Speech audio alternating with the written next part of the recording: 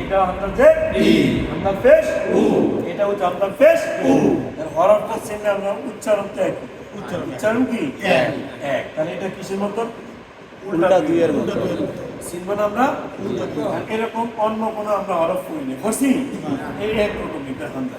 তাহলে বলবো হামজা হামজা উচ্চারণ হামজা হামজা হামজা হামজা আবার বলেন হামজা একই হিসাবে হামজা শব্দ হামজা হামজা আবার বলেন হামজা হামজা হামজা একই হিসাবে হামজা আবার বলেন হামজা সবাই মিলে হামজা আবার বলেন হামজা একই হিসাবে। হামজা মানে হুজুর এগুলা কি এগুলো হলো দাগ।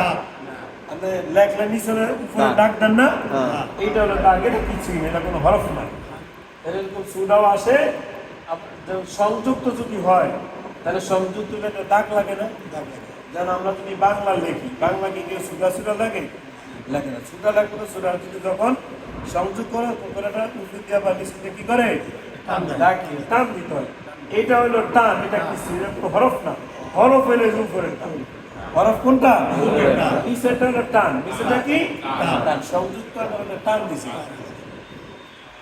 তাহলে হামজা পেশ উ, হামজা পেশ উ, আবার বলেন হামজা পেশ উ, একই হিসাবে হামজা পেশ উ, উচ্চারণ হামজা জের ই, হামজা জের ই, আবার বলেন হামজা জের ই, একই হিসাবে হামজা জের ই, আবার বলেন হামজা জের ই, আবার বলেন হামজা জের ই, হামজা জবর আ, হামজা জবর আ, হামজা কর হলকের প্রথম থেকে হামজা কর হলকের প্রথম থেকে শক্ত করে পড়তে হয়। শক্ত করে পড়তে হয়। হামজা কর হলকের প্রথম থেকে হামজা কর হলকের প্রথম থেকে কেমন করে পড়তে হয়। শক্ত করে পড়তে হয়। হামজা জবর আ, হামজা জবর আ, আবার বলেন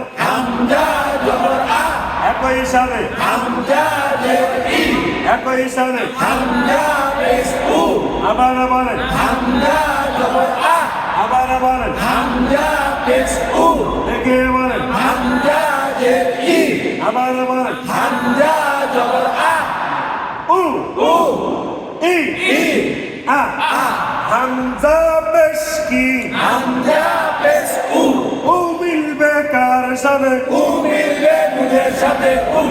এই হামজা তো আমরা পড়ে আসছি, ওটা মধ্যে উচ্চারণ আবার বলেন হামজা পেশ উ, উ মিলবে নুনের সাথে উন। আবার বলেন হামজা পেশ উ, উ মিলবে নুনের সাথে উন। হামজা জের ই, হামজা জের ই, ই মিলবে নুনের সাথে ইন, ই মিলবে নুনের সাথে ইন। আবার বলেন হামজা জের ই, ই মিলবে নুনের সাথে ইন। একই হিসাবে হামজা জের ই, ই মিলবে নুনের সাথে ইন। হামজা জবর আ, হামজা জবর আ, আ মিলবে নুনের সাথে আন, আ মিলবে নুনের সাথে আন। আবার বলেন হামজা জবর আ, আ মিলবে নুনের সাথে আন। সবাই মিলে হামজা জবর আ, আ মিলবে নুনের সাথে আন।